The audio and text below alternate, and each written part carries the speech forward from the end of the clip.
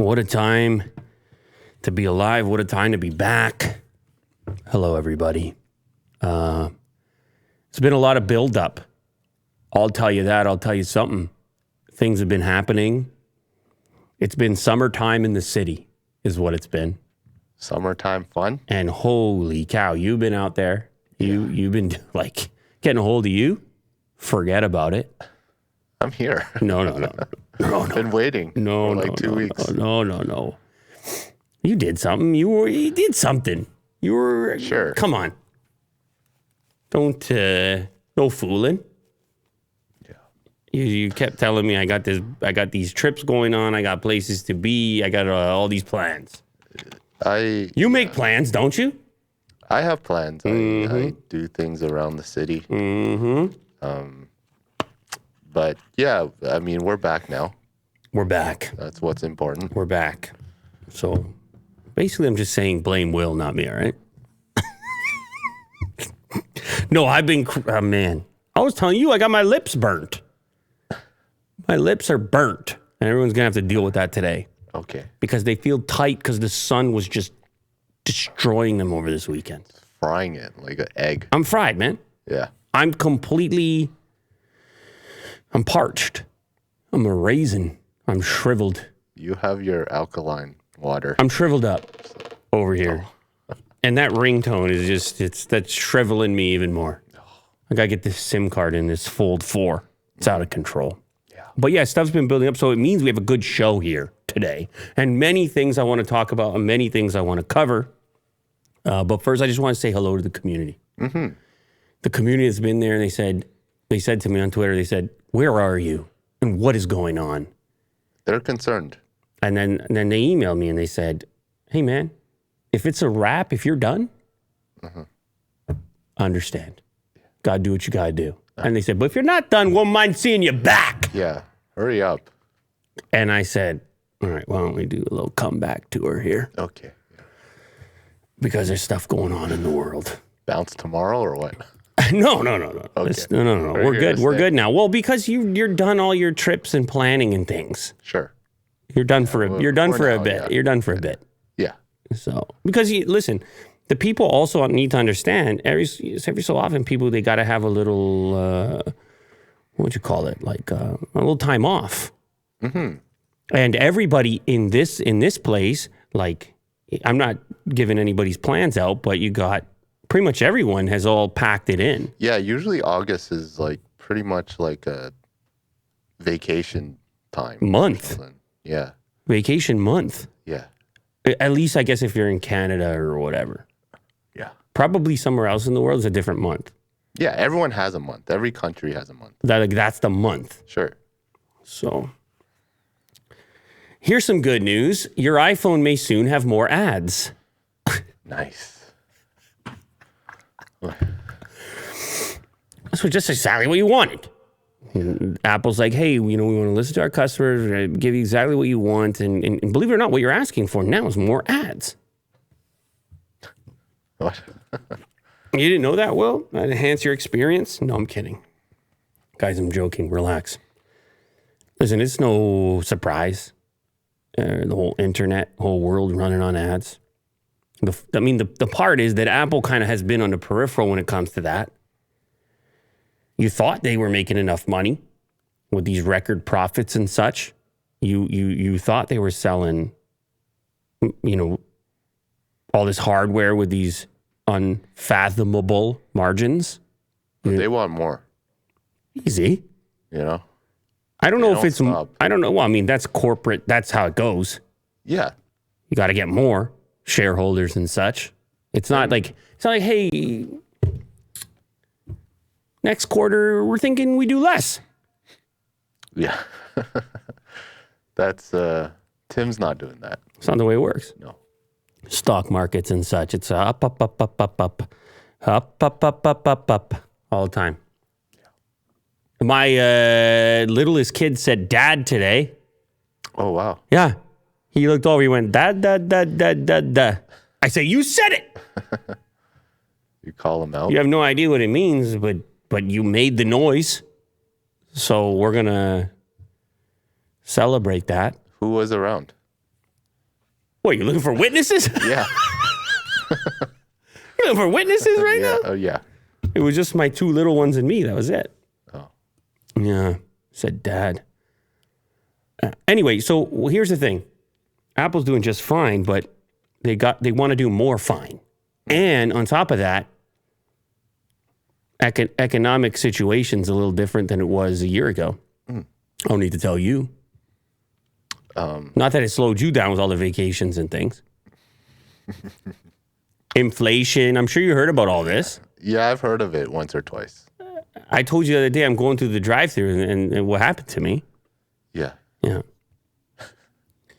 So what Apple's doing here is, okay, maybe there's some other forces at play where they're saying, listen, if we're going to continue to improve revenue and so forth, we need to continue to enhance all these other revenue streams that are not centered around selling a person a $1,500, $1,000 phone.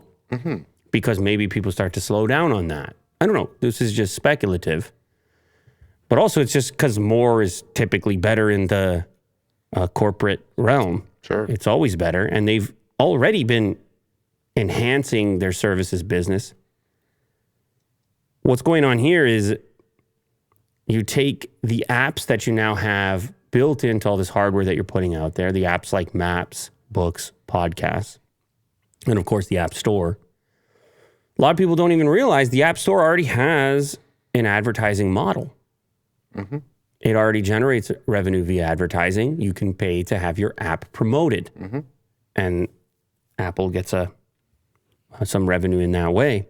You could imagine on Maps how that would work. You would have your locations promoted. Books, you would have your books promoted. Podcasts, you might have your podcast promoted. Yeah. And you pay Apple a little bit, or maybe these apps open up even different opportunities for advertisers that are unrelated to products that are even in those stores. It's possible too. Mm-hmm. That could happen. I assume, I would hope that Apple would do it in some sort of elegant way. And they've been such a proponent of privacy. It's like all modern ad products, or at least a lot of them, have some sort of user data component to them to figure out who's getting which ads, or unless these are very unsophisticated ads that are just across the board, everyone gets them the exact same way. Mm-hmm. I don't know. Or there's some other way in which they can encrypt things and so forth. Neural, you know what I'm saying? Jeez. On device. That's aggressive. According to a report from Bloomberg's Mark Gurman, Apple has internally tested search ads in Maps, which could display recommendations when you search for restaurants, stores, or other nearby businesses. Yeah, I'm going to put the ad for my restaurant. Say you want to come here.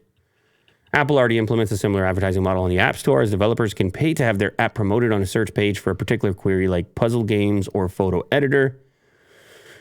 Gurman believes that Apple could introduce ads to its native podcasts and books apps as well.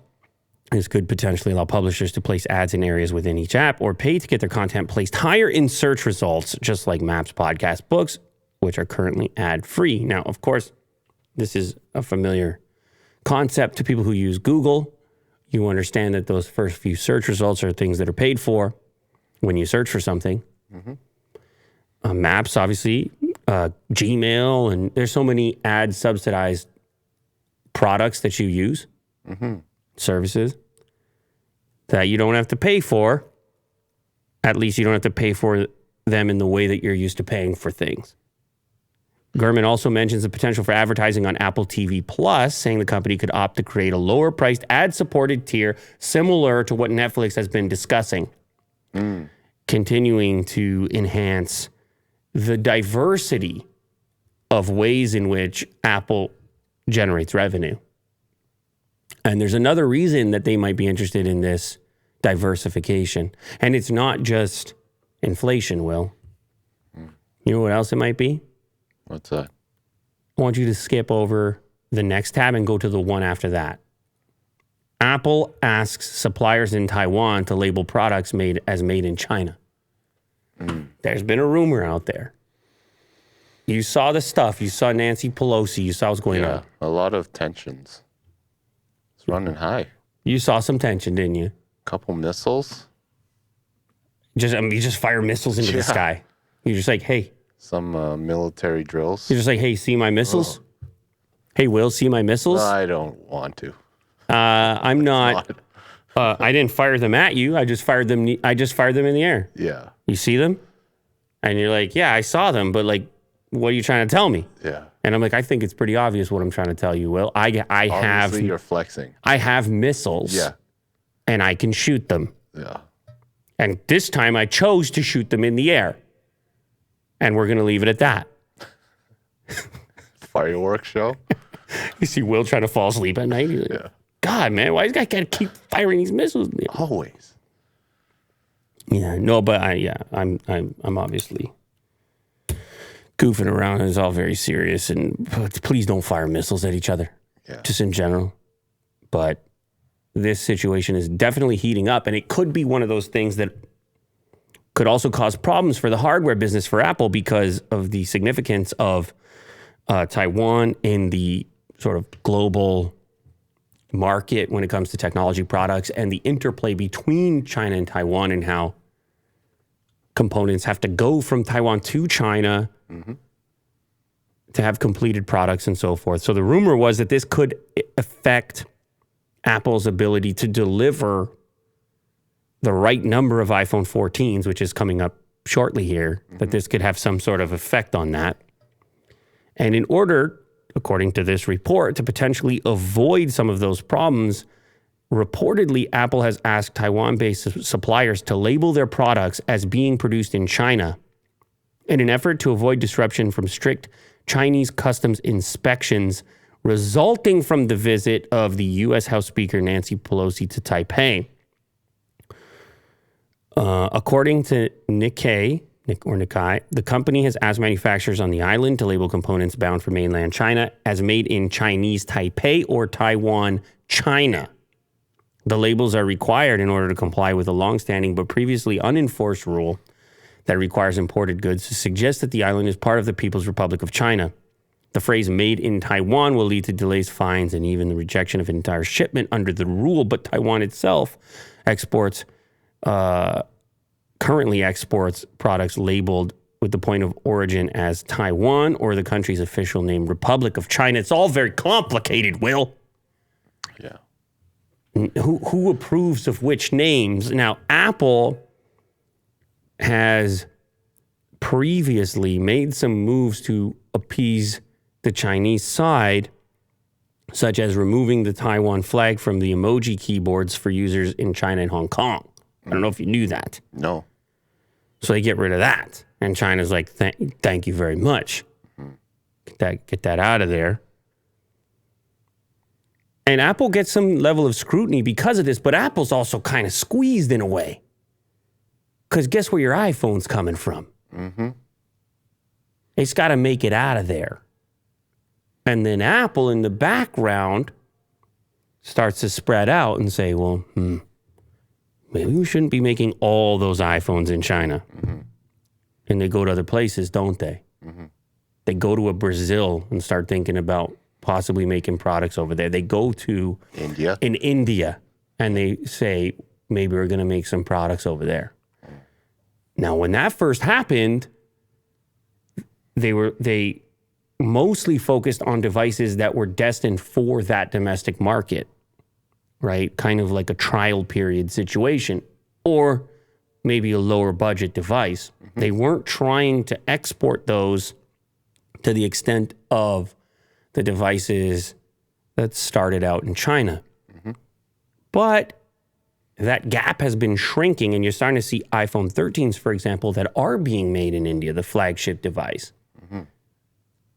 And then the rumor goes on to say that production of iPhone 14 may happen more rapidly in some of these places in order to take some of the pressure off that single point of manufacturing and assembly, which has been China for however long it has at this point. It's a complicated situation. And I know there's a lot of people that are going to have different feelings on the subject, but I think it's important to note that Apple's in a pretty tough position from a leverage perspective. And if they were going to flex on something like this, the consequences would be very difficult to predict. And it would have global consequences. For sure. So this region, these politics, and these companies, and the global impact, significant.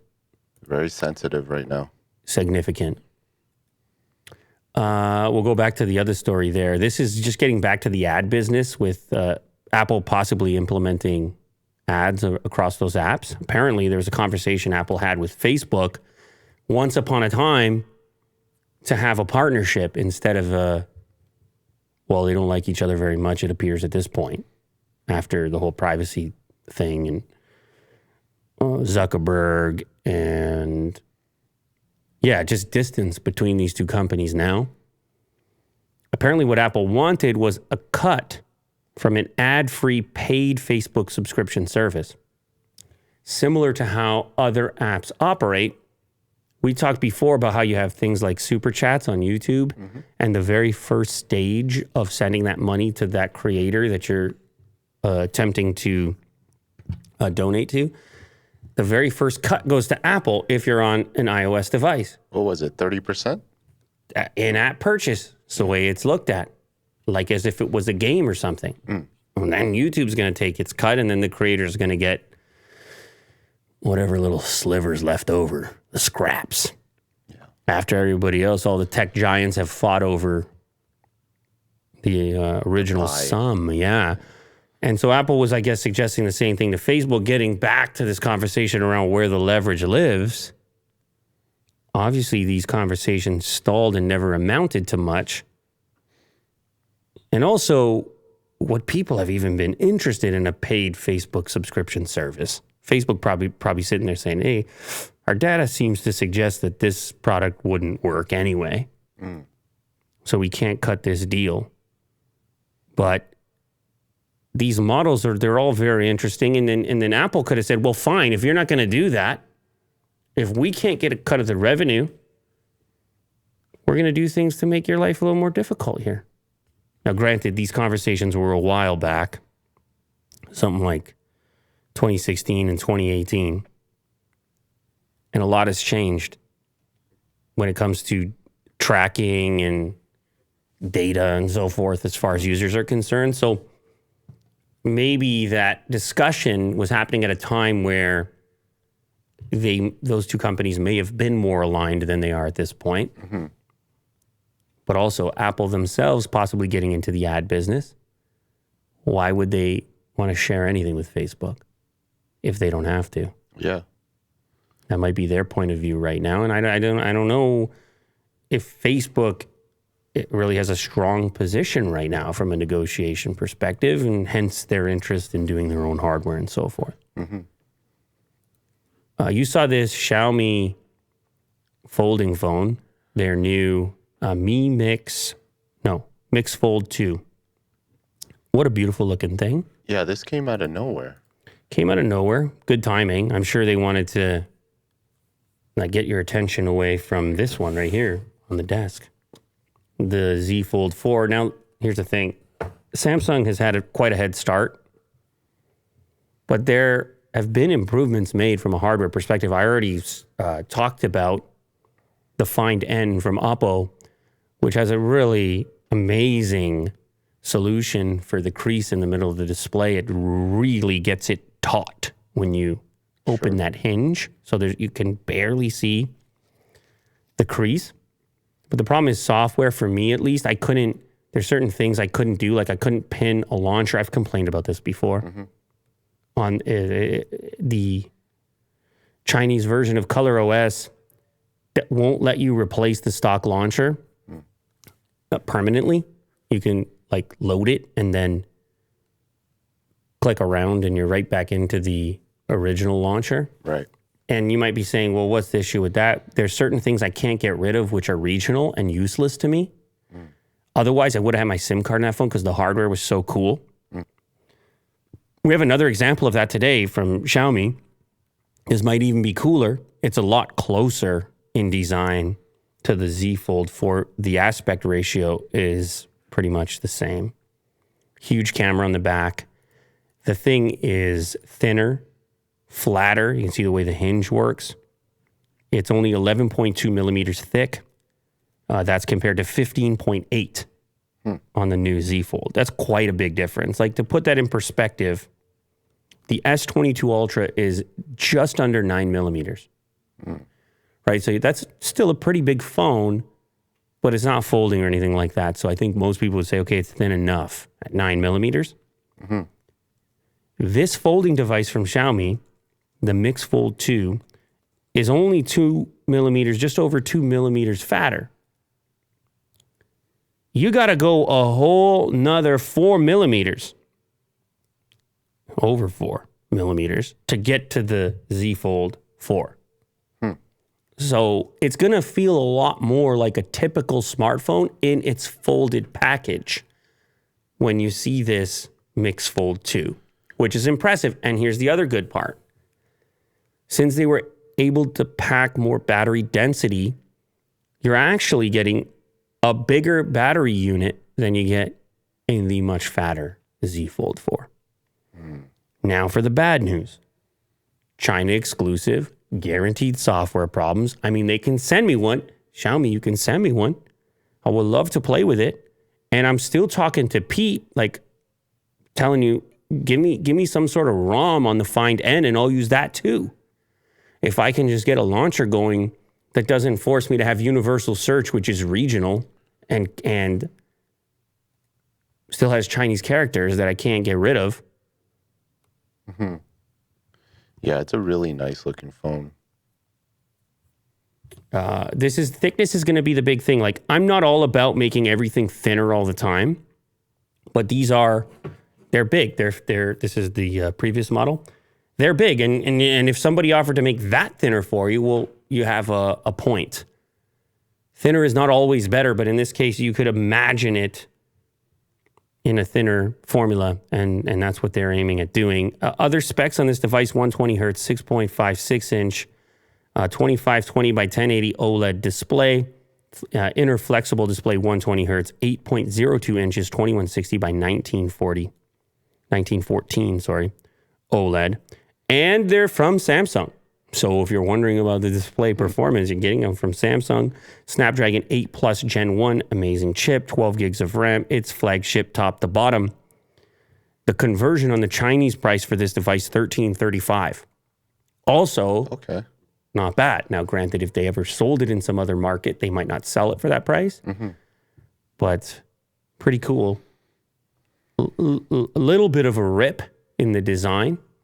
But how many ways are you going to do this thing? It's maybe slightly less interesting than the Find N, because in the Find N, they said, what if we do a different aspect ratio?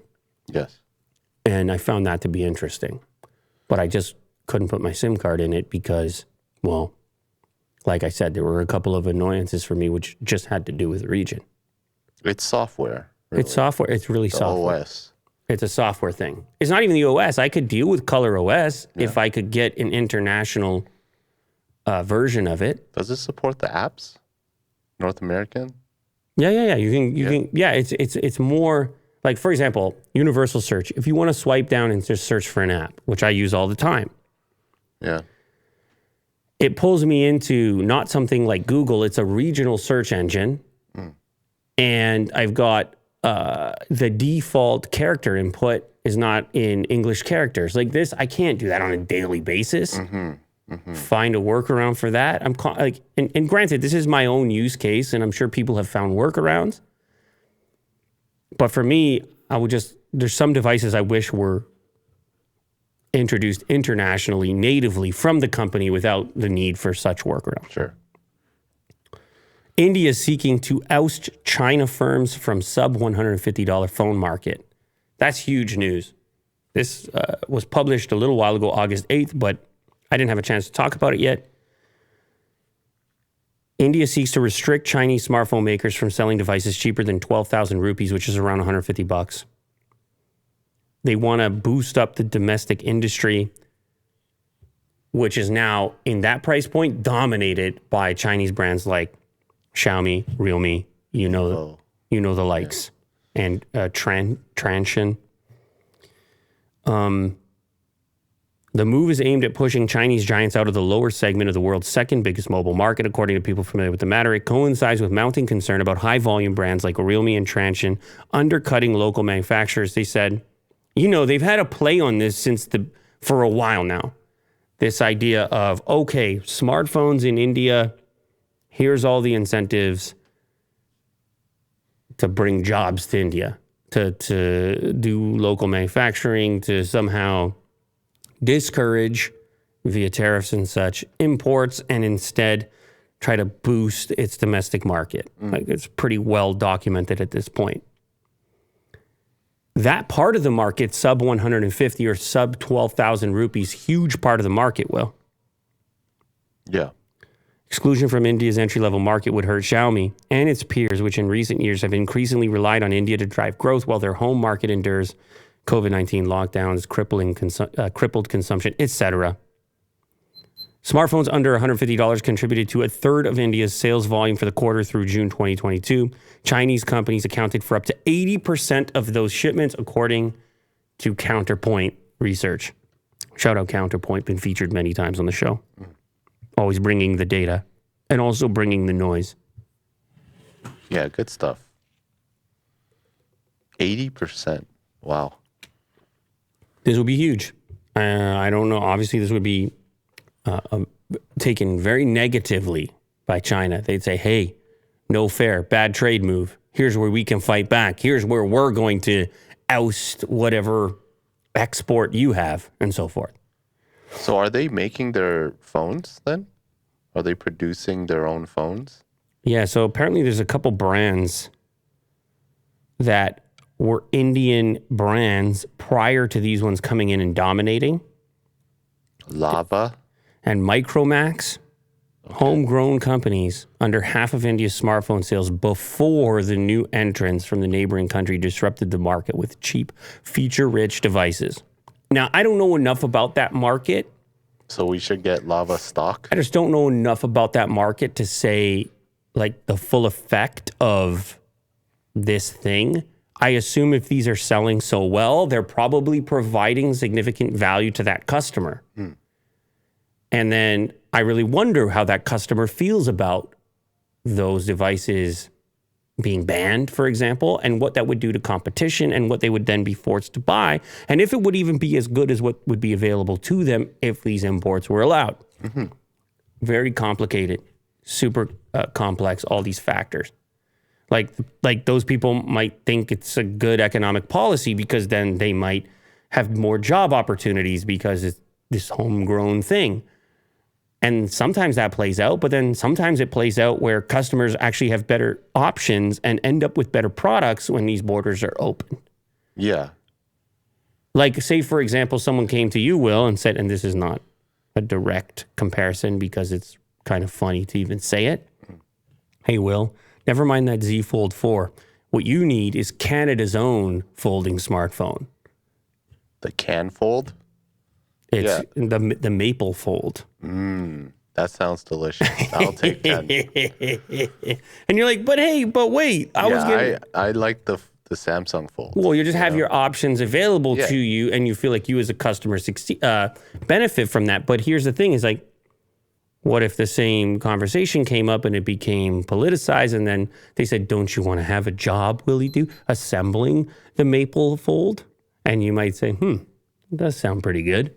A guilt trip? It's not really a guilt trip. I mean, there is... Well, it's putting more, I guess, pride into... Well, pride in politics, absolutely. There's a thing going on there, but there is an actual effect. Somebody will get paid to assemble that Micromax phone. And it might be your brother or your nephew or whoever. Sure, yeah. Similar, the same thing happens in automotive, whether you go buy a Ford truck that was assembled down the road and... There's a thing that happens there. More of the value is captured by your neighbor. I would imagine also, like, if someone uses, like, Xiaomi phones their whole life, and all of a sudden there's, like, a ban for it. And then it's like, That's not really fair. Well, it might make you want it more. Sure, yeah. You might say, you know what, I'm about to buy 10 of them. You know? Because you're telling me I shouldn't have it. So very complicated stuff, okay? Definitely. Here's a really cool infographic, which I often sign up for. I'll take infographics, although this one's a bit confusing to me because this is the most hated popular apps in every country around the world. And some of these I find to be quite surprising. Like, for example, that Reddit is so hated all over the place on this, like, being the most hated app in a number of countries, such as, let me see, Germany, the most hated app is Reddit. Poland, the most hated app is Reddit. Serbia, the most hated app is Reddit. I mean, I could go on and on. Croatia. Raid Shadow Legends in China. Yeah, Raid Shadow Legends over there in China. Tinder is the most hated app in Canada, the US, Australia, New Zealand, also much of Europe, or a few spots in Europe. Although it's widely used, no? Well, that's the thing. It appears that this infographic took into account how popular they were. So it's the most popular, the most hated popular apps. Like it couldn't, obviously there's probably hated apps that get publicly hated on less frequently because less people know about them. Kazakhstan is mad about WhatsApp. India's most hated app is Netflix. Most hated popular app. And the way that they track this was based on negative sentiment and AI tracking of social media, monitoring social media for people saying negative things about these services. I just would have expected to see more Facebook on here, more social media criticism, which you don't see that much of. Yes, Facebook is the most hated app in a couple of places. I guess there's Reddit. Facebook is the most hated app in where? Let me see. A couple of places. Saudi Arabia. Okay. Congo. But that's about it. I mean, unless you look more closely, maybe there's some other places that seems like it. eBay is the most hated in Brazil. You might find this to be kind of interesting. Disney Plus taking heat in a few places, such as Russia. I don't know what Disney Plus did. Probably posted some type of material that is not salacious supported. Yeah. Reddit, also the most hated popular app in Japan. Another big one, Roblox, hated in a lot of places. It's the most hated in 21 total countries, making it the most hated popular app. North Korea hates around the Roblox. globe. Oh, North Korea be hating Roblox. Taiwan hates Roblox. Yeah. Greece is not about Clash of Clans, apparently, and Iceland doesn't like Bumble. I'm surprised with the Facebook thing. You expected Are you to sure see it's more not of it. sponsored by Facebook, this whole Look, like laugh? Puerto Rico is mad at Amazon, and the U.S. Virgin Islands is mad at YouTube. Yeah. Didn't you expect to see more TikTok, too? Like, aren't people irritated by that? I don't know what to tell you. TikTok. I don't know what to tell you. Well, anyway, maybe this AI tool needs a little tweaking. Yeah. Now, speaking of hating apps and services, how about channel stores for sites like YouTube? Here's what this means. Apparently, YouTube is building a system allowing users to subscribe to streaming services right through the YouTube app. Hear me out, Will. Let me paint a picture. Let me give you a proposal. Part of the problem with having these streaming services is going to all these individual places and logging into this variety of apps or websites. It's annoying. And many have attempted to tackle this type of universal search where you would get a streaming box of some kind and you would search for a piece of content and then it would surface all the places you could possibly get it. But you'd still have to be signed into all these accounts. You'd still have to have all these apps installed. And then they'd all have to be running as you like flip between them. What if you could subscribe to HBO Max, or if you could subscribe to Disney Plus or Netflix right within YouTube? And you could, since you go on YouTube every day anyway, you could have all that content showing up in one universal place where you would bundle together. I'm just painting you this magical utopian picture of content. But I guess that's what they're doing, right? That's the pitch YouTube is making. Yeah. They'll have to go to the likes of Netflix and so on and say, here's how the revenue split is going to work, and here's why we think you need to be there, and here's how many extra subscriptions we think you would get. if you were available here specifically and not just individually. Wow, that's strange. Now, Netflix in YouTube. Now, you could go even crazier and say YouTube themselves willing to take a lower cut if you bundle them together. Like, imagine Willie Doo wanted Disney Plus, Netflix, and YouTube Premium. You get a discount. Let me say you want, let's say you wanted HBO Max, an Apple TV Plus. Apple probably will never go for this, and a YouTube Premium. Here's the discount you're going to get. Or it could be a Peacock or a Hulu Plus or whatever versions of premium services are out there. Mm-hmm.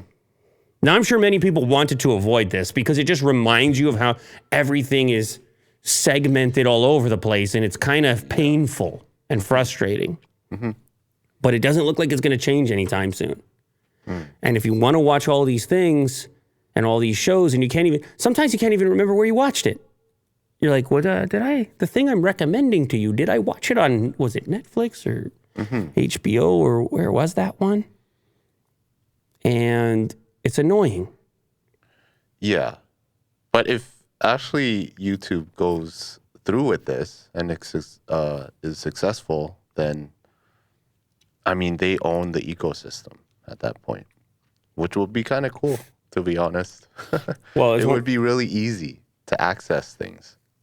That's what everyone wants. Oh, man. Can you imagine you had everything, all your sports, all your events, all your shows and everything, and it was one app?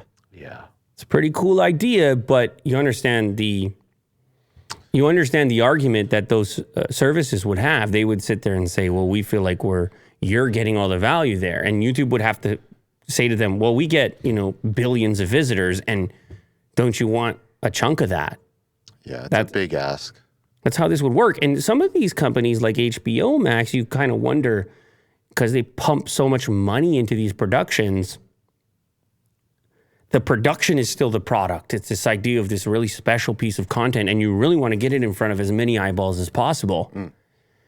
But it's a lot harder to convince somebody to download another app, create another subscription, input their credit card again, where they already have all that on YouTube. It's right there. Yeah.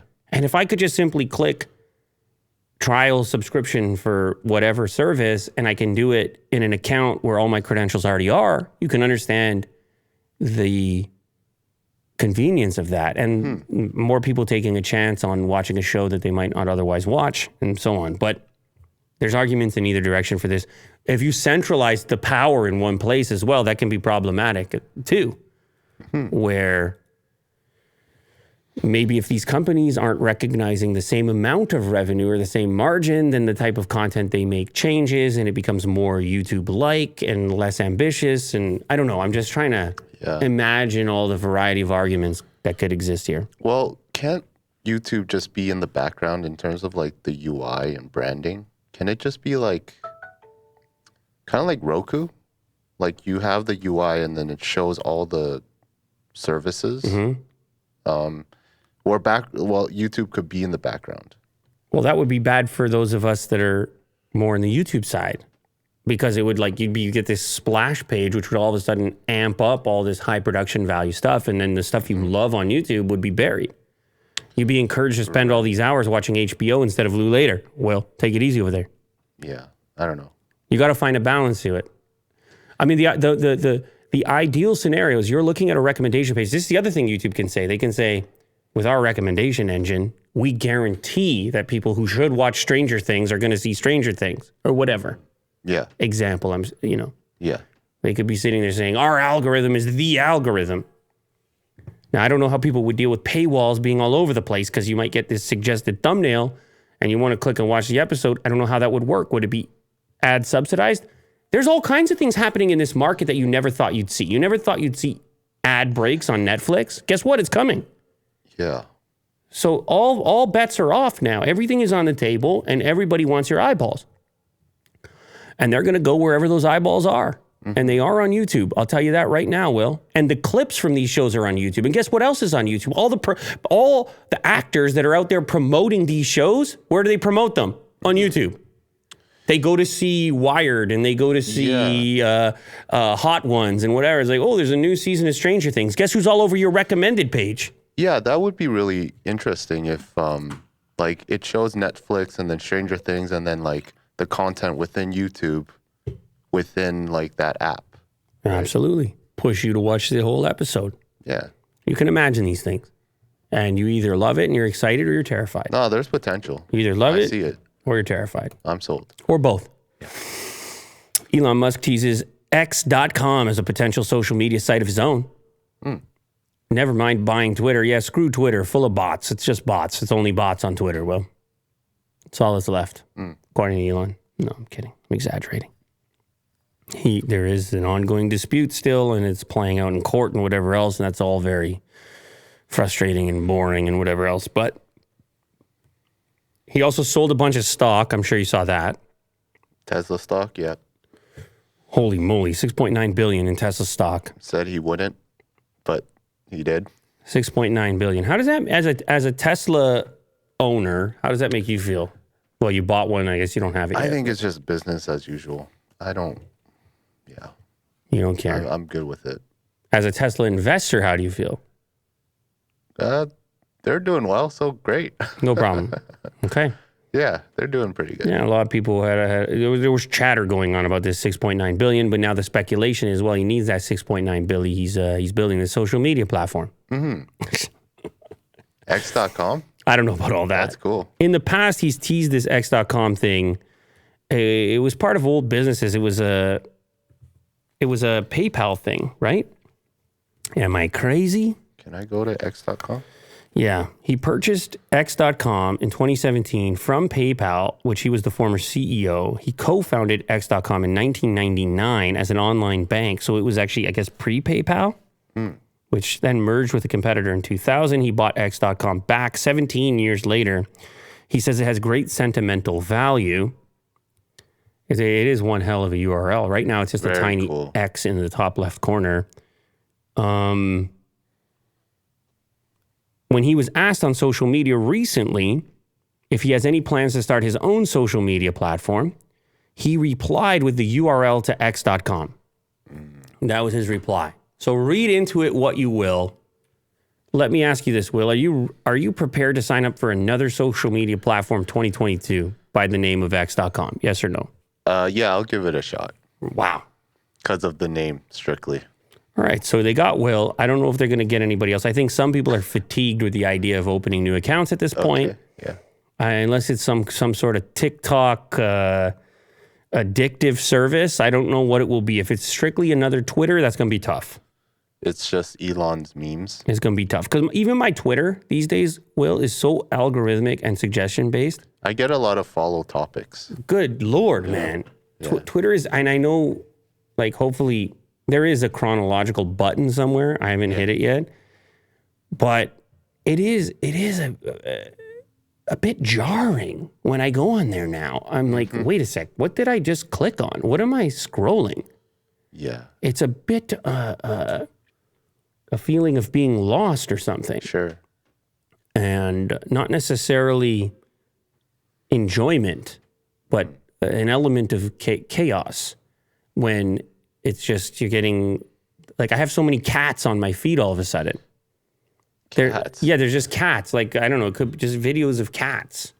Is it using an algorithm? It is, absolutely. Yeah. Suggesting tweets that are popular or whatever else. And you're not looking at cats, are you? Absolutely not. Okay. I think it thinks I want cats. I don't have any interest. No, okay. But anyway, so it would definitely be a curious thing. Obviously, Trump did his social media. I don't actually even know how that's going. I think it would be very difficult in 2022 to build a successful social media platform, brand new one. But having Elon be the Of course, guy, if somebody can do it, sure. That's your guy. But it's obviously a very ambitious thing. Yeah. It is a great name. Now, sticking with Tesla for one more, this was kind of a funny clip in which we got to witness a very confused Tesla attempting to categorize a horse-drawn carriage because your Tesla is constantly attempting to, like, draw whatever. That's the best one. When it's just like a head-on collision with a semi. It draws in front of you what it predicts or what it thinks the vehicle is, whether it's like a large, like a pickup truck or another sedan or a person or a semi. Yeah. And you can see it cycling through all of this variety of drawings. It's mostly a semi. Mostly a semi, but there's a terrifying moment where it becomes a head-on collision with a semi. It starts to think that it's the front end. It happens here in a moment. Right there, bang! You're dead. And then it sees the person because it's like, wait a second, are those the shapes of people up there? And yes, they absolutely are because it's a horse-drawn carriage. Does this worry you at all? I don't like it when I'm driving the Tesla and the vehicles are constantly getting redrawn. I don't like it. But I understand the limitations of the technology. It's tough, right? Yeah. It is novel when it nails it and it is the right vehicle. Uh-huh. But it is, yes, not the most confidence-inspiring thing when it's flipping back and forth between different ones. This one's especially funny, though. I like the one that's sideways. Yeah, just a sideways semi. And it is funny, just these worlds colliding of maximum technology versus minimum technology. Yes, exactly. Yeah. You have the very old form of transportation and then the latest one. And the latest one is actually more confused Yeah. than the old. You know what I'm saying? It's kind of funny. Yeah. That robot humor, AI humor. Mm-hmm. But at least there's no collision here. No. And the Tesla behaved itself, as you can tell. Now, talking about horse-drawn carriages, here's another horse, the Ford Bronco, which they just launched some new heritage editions, which look a lot like the original Broncos. I thought these were pretty cool. I sent these images to you because you used to be Mr. Bronco. I don't know what happened to you. It's still going. Go ahead. I still look at it. Go ahead. Not so much content, but you know, I look at this stuff, like the new things and like modifications. Right now, I feel like Broncos are kind of like in its peak, where people are really getting comfortable with modifying it. Mm-hmm. So good on them. What do you So what are your feelings about the Heritage Edition? This is a limited production run of just 1,966 units in a nod to the original 1966 Bronco that inspires all the new ones. 2-door and 4-door Heritage models. There's elements on the exterior as well as elements on the interior too. The dash and everything is an homage to the original. Oh, I love them. I love the look of it. It looks so cool. Especially the stripe right down and then with the old school Bronco logo. It is so reminiscent of like a Hot Wheels or something. Yeah. It's so with those. It's not over the top as well. No. It's subtle. No, it's, I mean, the fonts, you see those fonts? Uh-huh. The Bronco fonts and the candy colors. Yeah. And the white elements. For me, I like the look of the 2-door more than the 4-door in the Heritage model. Oh yeah, with the white wheels. Like that one to me is just, that's so much fun right there. Uh-huh. I don't know if there's any images of the interior, but you do have some of the Oxford white on the dash, I believe. And they are going to do the sport model, the more affordable sport model as well. They look great. The badging and stuff is so cool with the horse kicking, the Bronco, the bucking Bronco. Look at that. Yeah. The script logo is very cool. Okay, the 2023 Bronco Heritage starts at $45,900, and the Heritage Limited will be priced at $68,490. 2 and 4-door models go on sale later this year. Initial orders are prioritized for current Bronco order holders awaiting their vehicles. Oh, so I can get it? You can switch to a Heritage if you like. Do I have to wait longer? I don't know. Maybe you'll get it sooner because you're like a special customer at that point. I don't really know. But there is a picture of the dash. It's right after this picture. Oh, is it? Yeah, let me know if you like it at all. It's oh wait, why don't you see it? I have. Oh yeah, right there. Yeah. Yeah. So it's pretty cool. White dash. It's almost kind of cartoon as well. Like, you know, the movie Cars? Sure, yeah. It has personality. Yes. There's a little bit of Pixar in there that I'm seeing. When you see the old new, the slightly newer, more modern shape, but the stylings of old. Quite a combination. And the fonts and badges and such. So. Yeah, it's great. Anyway, you can tell I got excited about it. Well, if you decide to bail on the entire new car thing, Will, you can go for this instead. The brand new Hummingbird ultralight 22-pound electric bike made of plants. Nice. I just read this just for the thumbnail or the title. Right. Plant fiber. Plant fiber. Yeah, it's made of flax fiber, which when you start talking about fibers, you always think of carbon fiber because incredibly strong and lightweight. Yeah. Fibers in general, super cool to manufacture things out of fibers.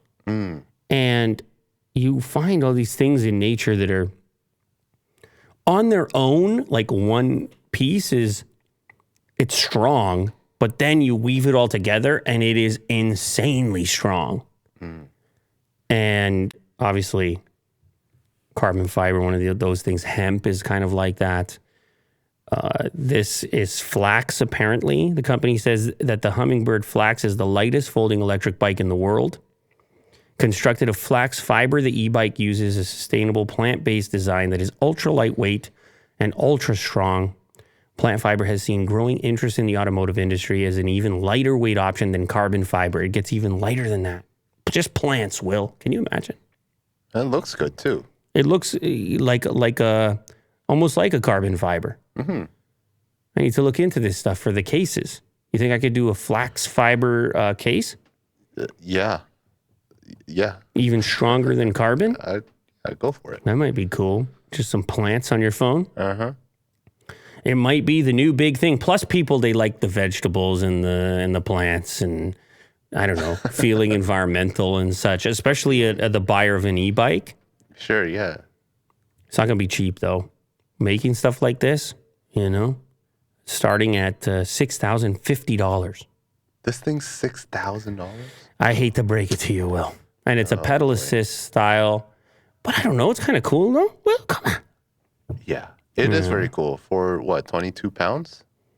Folds up? 22 pounds, folds up. Actually, I take that back. It's expensive, most expensive in the UK. That's where it's $6,000. The rest of the world is $5,000 when you do the conversion. But still, yeah, it's there's a novelty factor to it, but it's pretty cool. And it's less than a Bronco. Yeah. Can't do everything you can do with a Bronco, though. Outdoors? No. Yeah, you might be a little stuck. Just, rock crawling. You know what? I have an idea, Will. You just get both. You put this in the back of the Bronco, don't you? Oh, okay, yeah. Don't you? Won't you? I love spending money. Holy cow, we're back, ladies and gentlemen. Yes, we had a little break. Things are settling down. Yes, my lips are burnt, so I'm glad that I got through this. It felt like they're gonna tear every time that I talk here. I'm talking about like burnt from the sun, Will. Well, not from the hot ones, not from spicy wings. The ripping. Yeah, so anyway, I hope to recover from that for the next episode here. We're not going to take such a long hiatus. We're going to be back very shortly. Thank you to everybody in the community that's there for us, that stays there for us. Through thick and through thin and through all the plant fibers. Yes. Later, everybody.